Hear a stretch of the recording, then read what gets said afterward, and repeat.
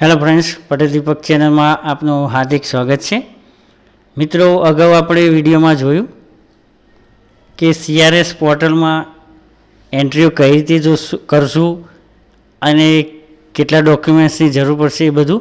હવે આપણે આ વિડીયોમાં લાઈવ એન્ટ્રી જોઈશું મરણની, કે કઈ રીતે એ થશે. તો અહીંયા તમે જોઈ શકો છો કે આપણે લાઈવ એન્ટ્રી કરીશું. તો આ પ્રમાણે આપણે લોગિન થઈને જે આઈડી પાસવર્ડ મારીને પેજ ઓપન કરવાનું છે. તો આ પ્રમાણે આખી વિગત ઓપન થશે. હવે અહીંયા તમે જોઈ શકો છો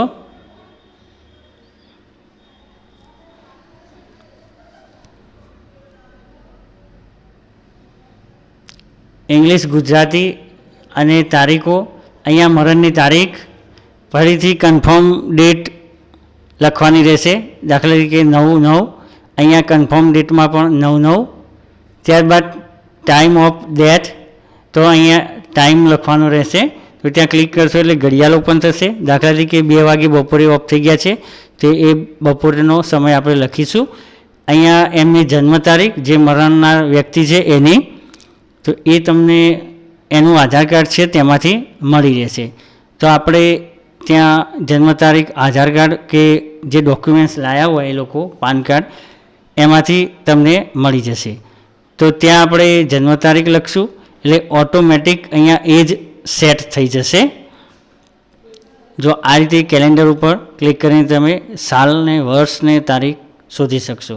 અહીંયા તમે જોઈ શકો છો કે ઓટોમેટિકલી 71 વર્ષ 3 મહિના 8 દિવસ એ પ્રમાણે સેટ થઈ જશે. હવે નીચે નામ લખવાનું છે, મરનાર વ્યક્તિનું નામ, ફાધરનું નામ અને કાસ્ટ લખવાની છે. તો આપણે અહીંયા લખીશું એક્ઝામ્પલમાં પટેલ ડાયાભાઈ નરોત્તમદાસ.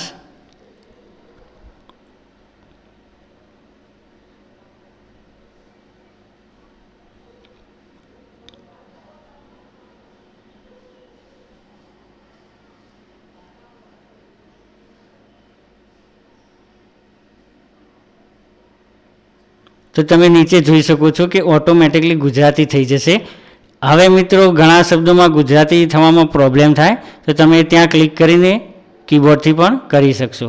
હવે મરનારના નામની ખરાઈ, એટલે કે ફરીથી એના જ નામ લખવાનું રહેશે.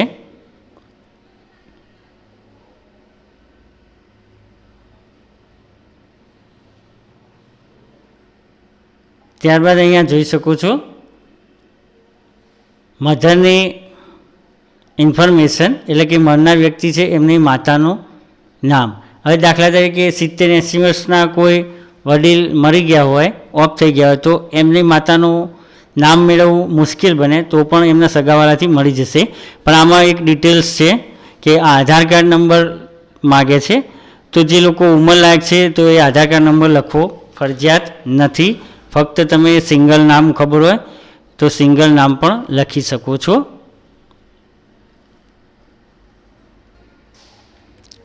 ત્યારબાદ અહીંયા મેરિડ સ્ટેટસ, એટલે કે પરણિત છે કે અપરણિત, એ સિલેક્ટ કરવાનું. પછી અહીંયા જો પતિ પત્નીની માહિતી, એટલે કે જેન્ટ્સની તમે જે એન્ટ્રી કરતા હોય તો એમના પત્નીની માહિતી લખવાની રહેશે. અને કોઈ લેડીઝ ઓફ થઈ ગઈ હોય એની એન્ટ્રી કરતા હોય તો એના પતિની માહિતી લખવાની રહેશે. એટલે કે મિત્રો, ટૂંકમાં તમારે 3 આધાર કાર્ડ મંગાવવાના જ રહેશે. એક મરનાર વ્યક્તિનું, બીજું એમના સગા સંબંધી એટલે કે પતિ પત્ની જે આવતું એ, અને ત્રીજું જે માહિતી આપવા આવી છે એનું. તો અહીંયા તમે જોઈ શકો છો કે આપણે અહીંયા લખી દીધું, બરાબર. આધાર કાર્ડ નંબરની જરૂર નથી. હવે અહીંયા નીચે તાલુકો, જિલ્લો, પછી માહિતી આપનારની, અહીંયા તમે જોઈ શકો છો કે માહિતી આપનારની માહિતી, ઇન્ફોર્મેશન, બરાબર.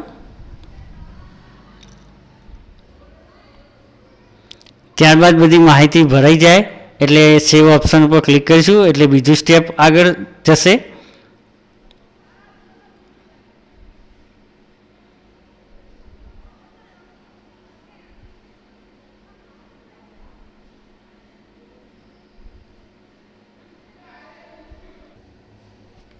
ત્યારબાદ બીજું સ્ટેપ ઓપન થશે. હવે અહીંયા જોઈ શકો છો કે આપણું રાજ્ય પસંદ કરવાનું, જિલ્લો પસંદ કરવાનો, તાલુકો પસંદ કરવાનું અને ગામ પસંદ કરવાનું. બરાબર. ત્યારબાદ નીચે અહીંયા માહિતી આવશે. હિન્દુ છે કે કાસ્ટ લખવાની, પછી કેટલું ભણેલા છે, શું ધંધો કરે છે એ સિલેક્ટ કરવાનું. પછી અહીંયા વાંચીને આપણે લખવાનું છે કે ધૂમ્રપાનની આદત હતી કે નહીં એ બધું. બરાબર.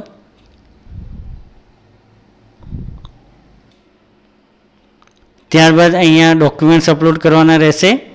તો ફેમિલી આઈડીમાં રેશન કાર્ડ તમે અપલોડ કરી શકો છો. અહીંયા 8 MBથી વધુ ના હોવું જોઈએ. જેપીજી ફાઇલ હોય, પીએનજી કે પીડીએફ ફાઇલ હોય, 8 MB સુધી તમે અપલોડ કરી શકશો. અહીંયા તમે જોઈ શકો છો કે અમે રેશન કાર્ડ, આધાર કાર્ડ, લાઇટ બિલ, કોઈ બી ડોક્યુમેન્ટ્સ તમે અપલોડ કરી શકો છો. ત્યારબાદ રજિસ્ટર ઉપર ક્લિક કરશો.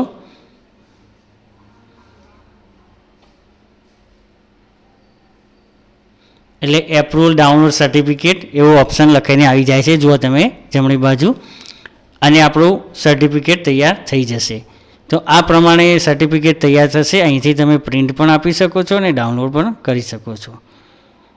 તો હું આશા રાખું છું કે તમને ખ્યાલ આવી ગયો છે. તો કોઈ બી પ્રોબ્લેમ હોય તો તમે કોમેન્ટ બોક્સમાં લખીને મને જાણ કરી શકો છો. હું ચોક્કસ સોલ્યુશન લાવવાની કોશિશ કરીશ. તો આપણે વિડીયો શેર કરીએ જેથી દરેક મિત્રોને ખ્યાલ આવે.